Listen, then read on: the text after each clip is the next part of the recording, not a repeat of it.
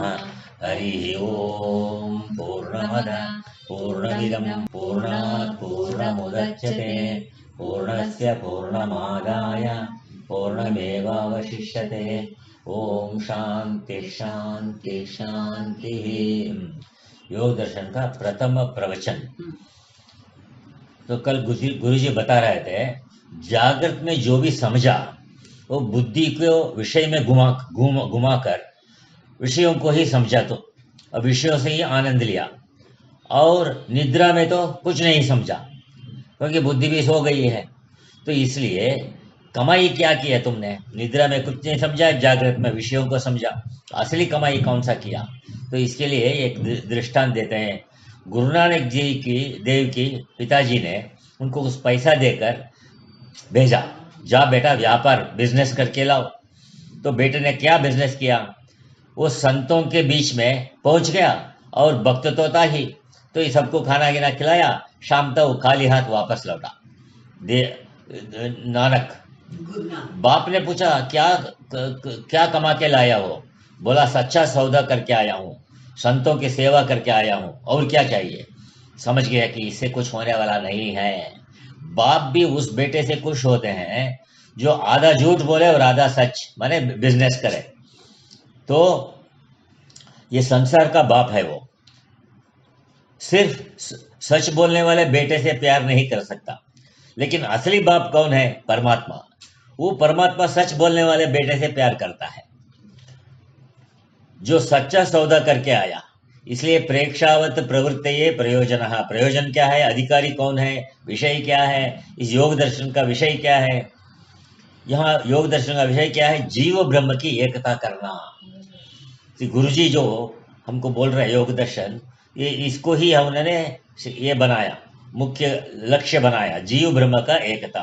बस कुछ लोगों को डाउट हो सकता है, जीव ब्रह्म का ऐक्यता यहाँ कहते हैं, कह रहे हैं, और कहीं कहीं जीव ईश्वर ऐक्यता कहते हैं। यह क्या फर्क है? तो इसमें क्या फर्क? इतना ही समझो, ब्रह्म और ईश्वर में कोई फर्क नहीं है। ब्रह्म ही जब माया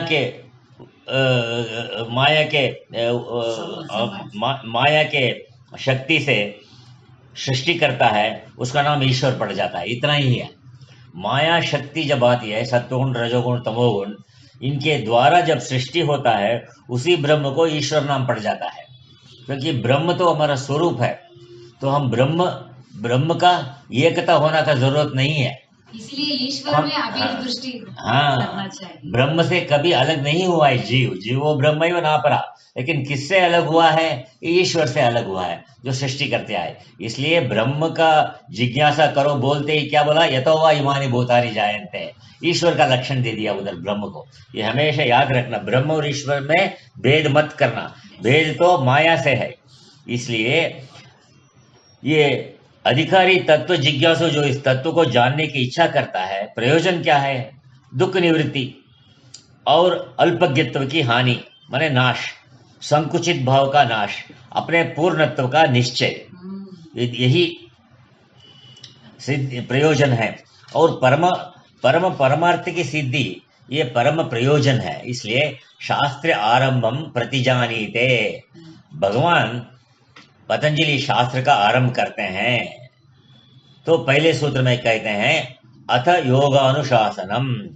अथ योग अनुशासनम, ये 3 पद हो गए।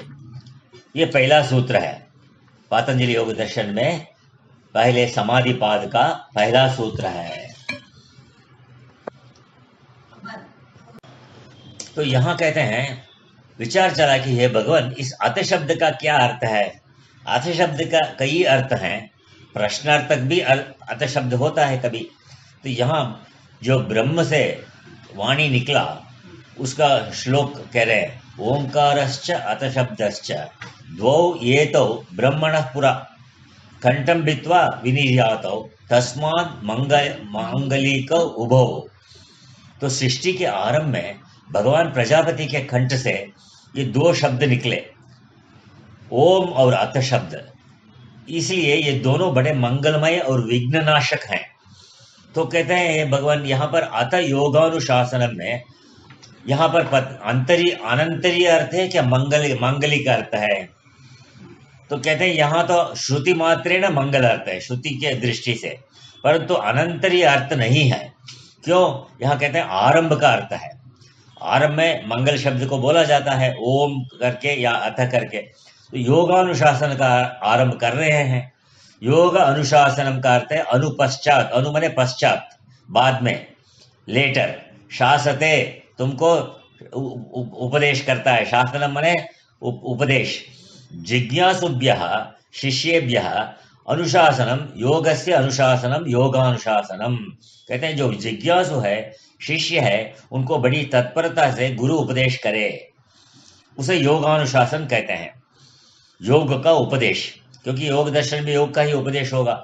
योग माने दो वस्तुओं का एकत्व करना का नाम ही योग है। युजिर योग, योगे युजिर धातु है, माने दो वस्तुओं का ये होना। ये दो वस्तु क्या है? हाँ, जीव और ईश्वर। अरे भाई, मन को चंचल करने के लिए तो ये सारी माया की नगरी है, इसमें मन तो चंचल है ही। इस मन को कहाँ ले जाओगे? कोई ऐसी जगह ही चाहिए जहां मन अपने व्यापार को बंद करे, मन निरुद्ध हो जाए, मन को रोक सके, एकाग्र हो गया।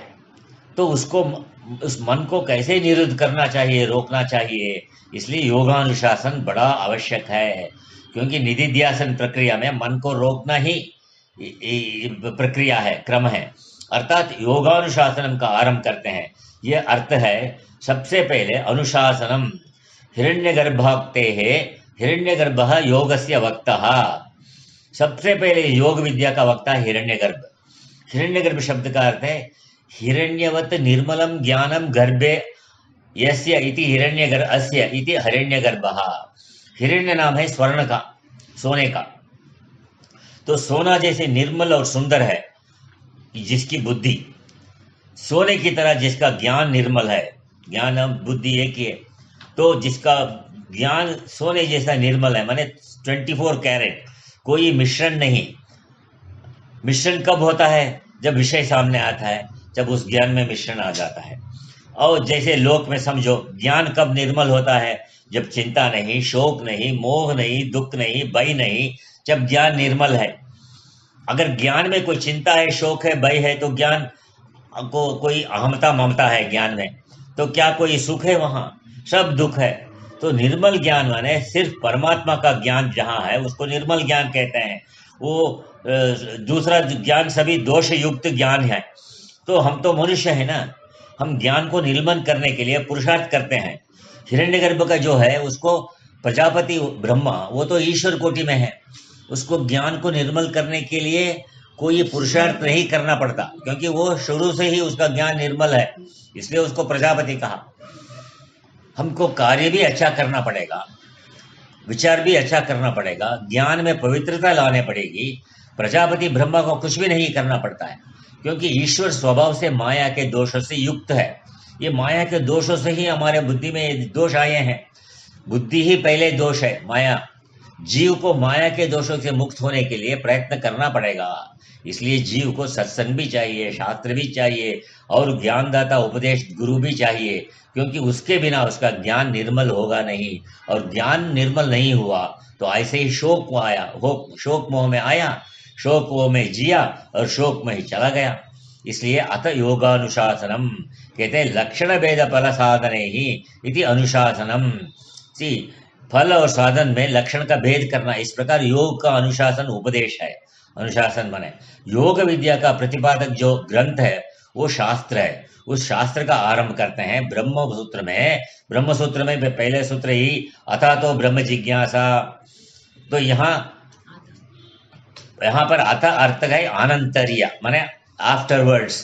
कहते हैं जिसके बाद में ब्रह्म जिज्ञासा, जिसके बाद में साधन चतुष्टय के बाद में। वहां मुमुक्षु को पहले साधन चतुष्टय संपन्न होना पड़ता है। साधन चतुष्टय क्या है? विवेक, वैराग्य, षट संपत्ति और मुमुक्षुत्व। ये थोड़ा थोड़ा तो रहना चाहिए विचार करने के पहले ब्रह्म के बारे में। तो षट संपत्ति, शमदम, उपरति, तितिक्षा, ये षट संपत्ति कहा, समाधान और श्रद्धा, ये 6 तुम्हारा संपत्ति है। ये अध्यात्म विद्या का संपत्ति है। विवेक, वैराग्य, षट संपत्ति और मुमुक्षुत्व, ये 4 साधन हो तो वेदांत को पकड़ो। इसी के द्वारा तुम्हारे ज्ञान में निर्मलता आएगी। तो यहाँ अत शब्द का अर्थ आनंतर्य नहीं है, आरंभ अर्थ है। योग शासन में, योग दर्शन में अथ योगानुशासनम, यहाँ आरंभ अर्थ में है अथ शब्द, क्योंकि यहाँ पहले तो कुछ कहा नहीं, इसलिए वहां तो पहले मुमुक्षु को सिखलाया ऐसा करो, इसलिए वहां अनंत अर्थ है। ओम पूर्णमद पूर्णमिदं पूर्णात् पूर्णमुदच्यते पूर्णस्य पूर्णमादाय पूर्णमेवावशिष्यते। ओम